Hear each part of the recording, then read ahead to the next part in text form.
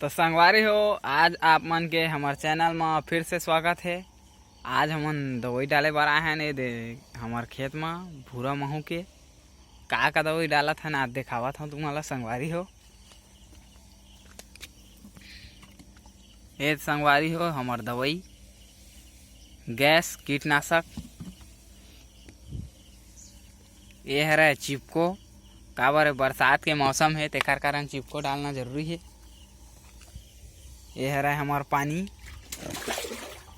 दवाई डाले के काबर एती के लाइट वाइट के ज़्यादा समस्या रहती है।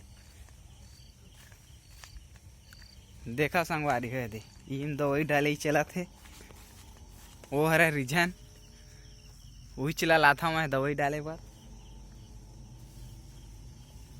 और कोनो भी दवाई डलवाना होही तो संपर्क करूँ रिझन से।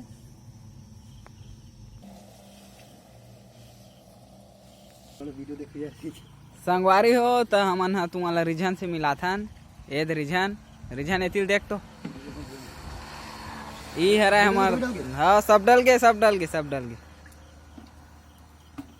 और कोनो भी ला स्पेयर आउट डलवाना होही खेत में तो रिझन से संपर्क करूँ। कैसे रिझन के रुपया स्पेयर लेता रिझन 20 रुपया स्पेयर कहा थे।